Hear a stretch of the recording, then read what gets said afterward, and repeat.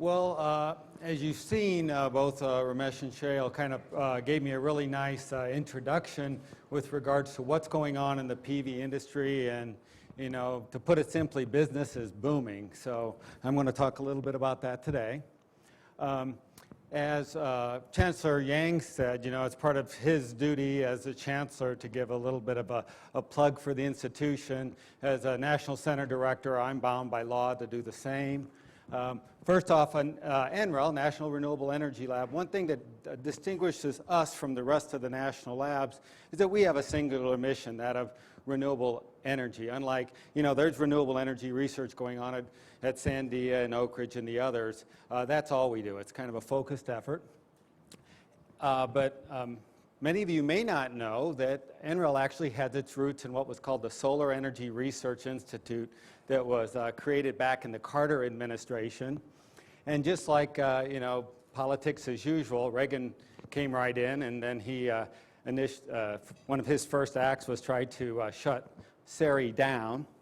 But as the story goes, a bunch of local businessmen led by Joe Kors went to D.C. and said, hey, don't shut us down. Cut us back, but don't shut us down. And so in reality, the Kors saved NREL and sustains us to this day.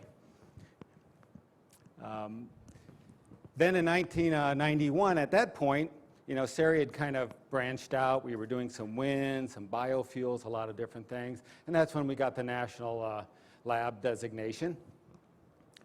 But not long after that, they created this thing called the National Center for Photovoltaics. And it's important to understand some of the reasoning behind doing that, because up to that time, PV was kind of this cottage industry. It was dominated by crystalline silicon. And there really wasn't that much growth. Things really started to take off, as Ramesh showed, in the early 90s. Started really becoming a real industry. And it started diversifying. It was no longer just crystalline silicon, but there was polycrystalline silicon, thin films, concentrators, and the industry was really, especially in the U.S., was tearing itself apart from the inside. If you wanted to know why thin films would never have a future, all you had to do was ask the silicon guys. And if you wanted to know why CPV wouldn't work, just ask the thin film people. And if you wanted to know why OPV wasn't going to work, just ask anybody. I'm just kidding, Alan. That's a joke. But the reality is, the politicians are sitting there. Who should I believe? And at the sort of the end of the day, it's like none of this is going to work. So what the government decided to do is it needed an independent arbiter of quality, somebody it could go to get the straight scoop, to get the reliable measurements that literally people could bank on. And that's why we created the National Center. So National Center focuses on innovations in technology and is directed to use the resources and capabilities of all the national labs and the universities to try to make this a real viable energy alternative.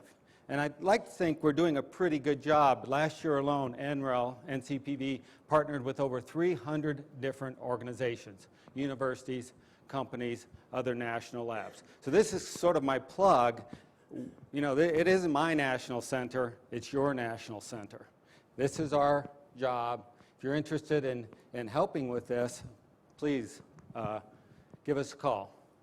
The most single requested piece of data from the Department of Energy is the solar cell efficiency chart that we maintain.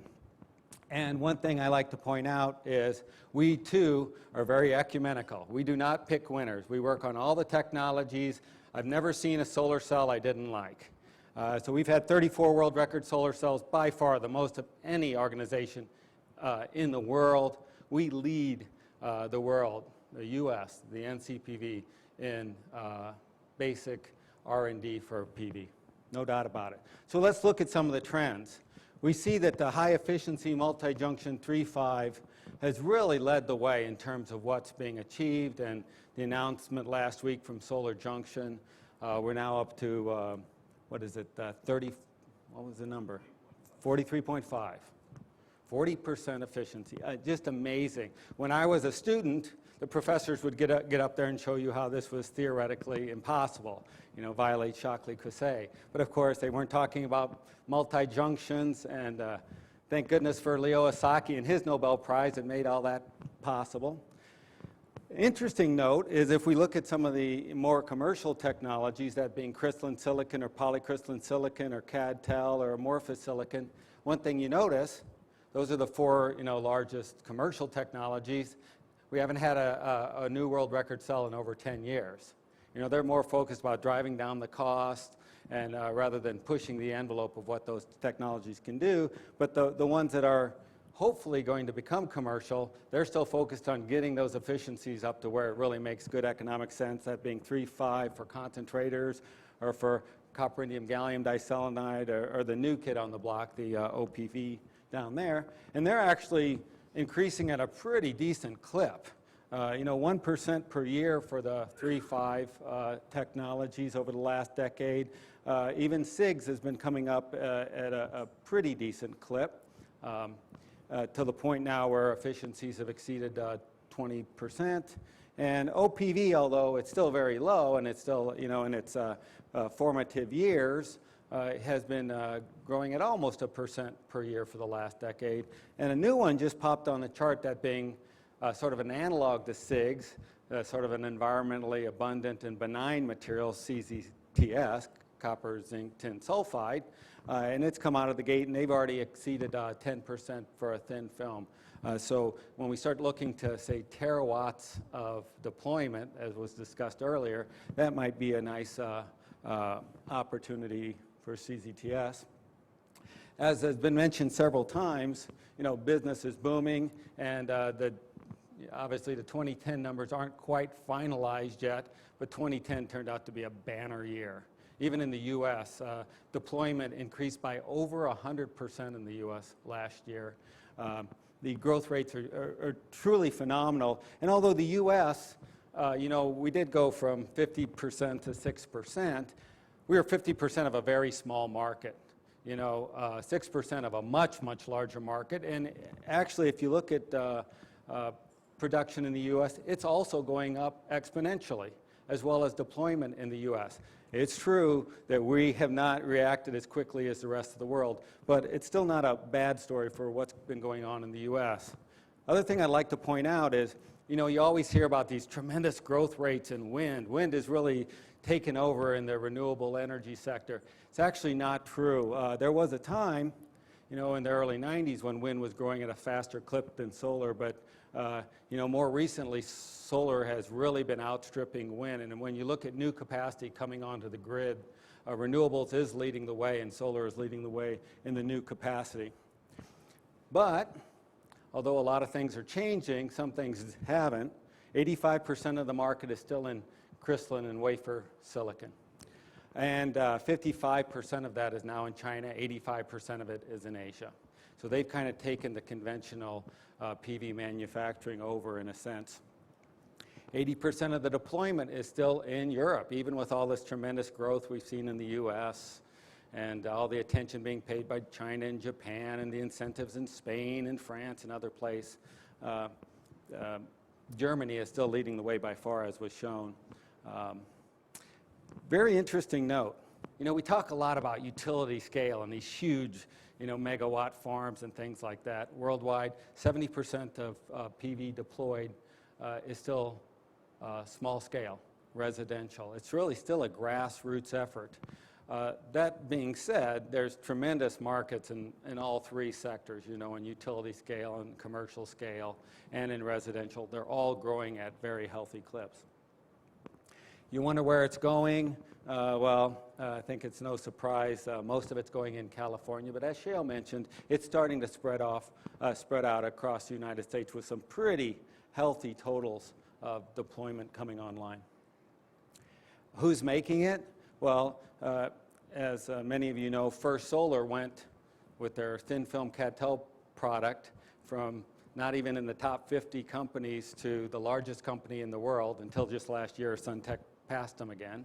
But literally in a very short period of time, because they had a thin film product with a much more attractive cost point. And once they could demonstrate their reliability, they really took off.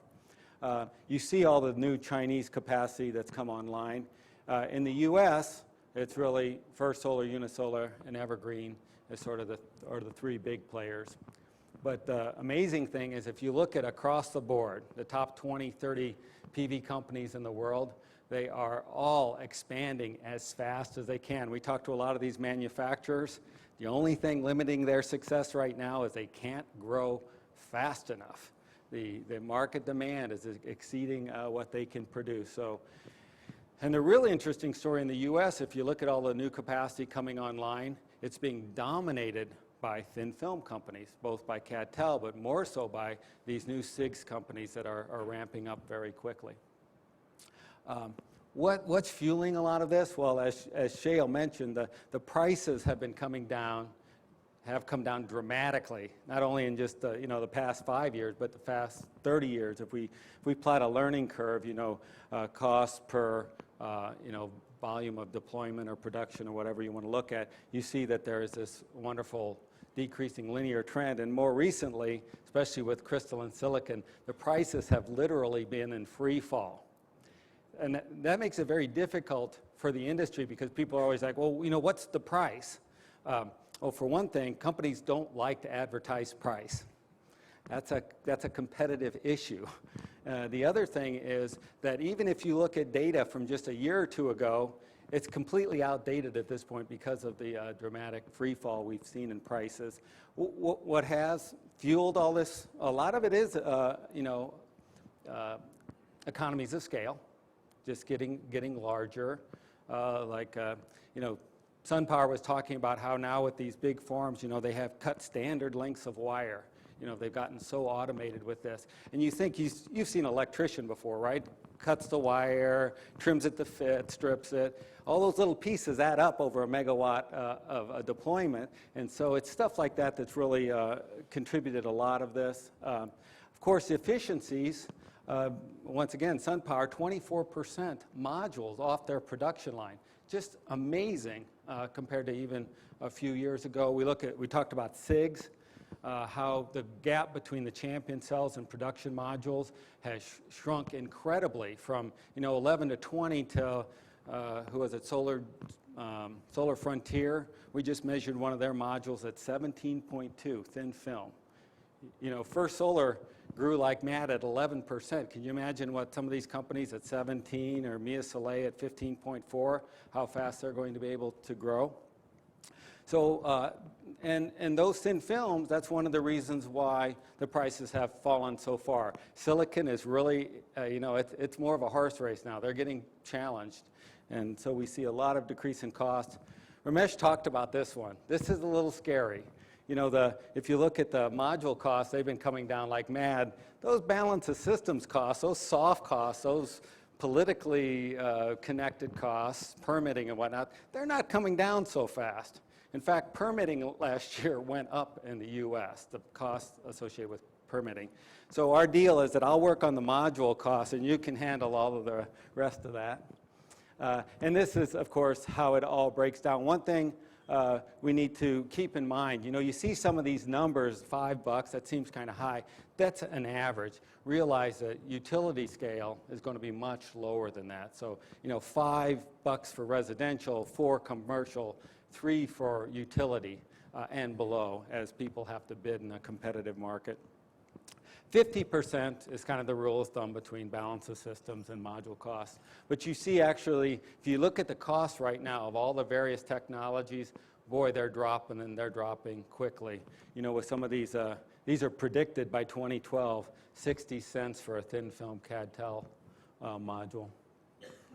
What does this all mean? And I think this is some of the underpinnings of the dollar per watt. Ramesh showed how it's going to take off.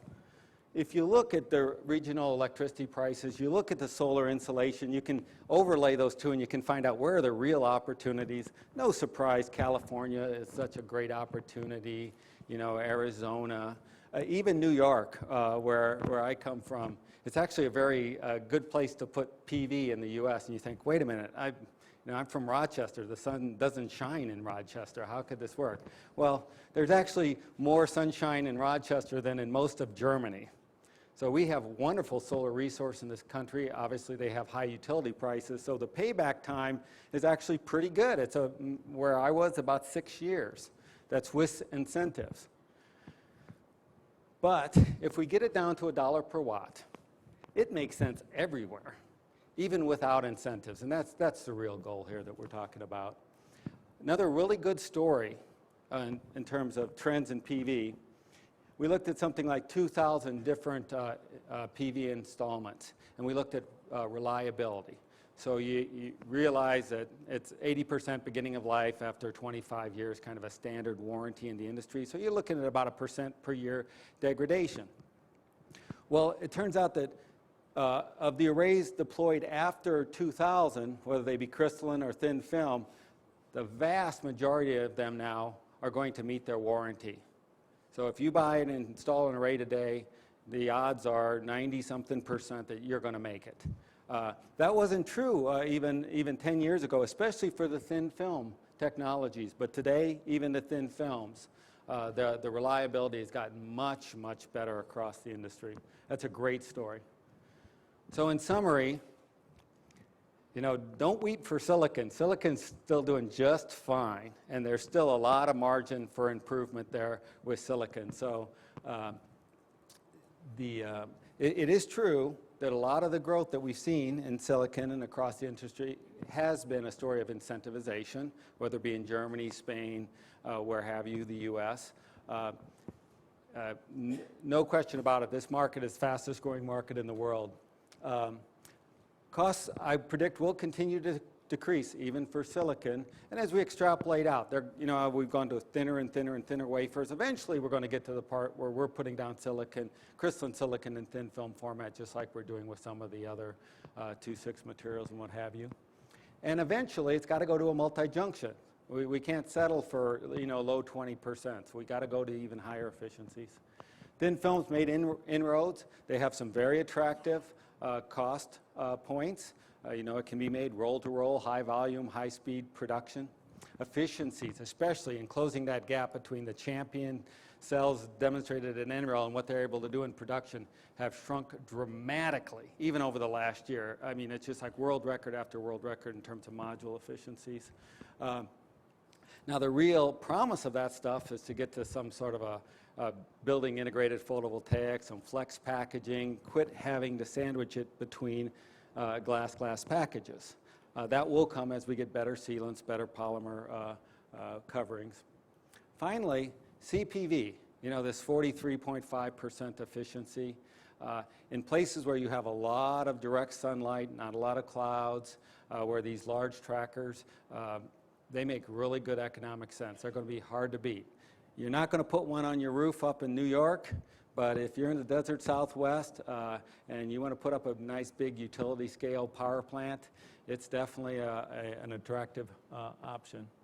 And the system reliability is going to be the key to those systems. As Ramesh mentioned, that second valley of death is huge, and you have to go to the investment banking community and get a lot of money, and they're going to want some pretty good assurances that they're going to get their money back before they're going to give you that $100 million. But so far, the preliminary data on those systems and what they're able to produce and their reliability has been quite good. Thank you.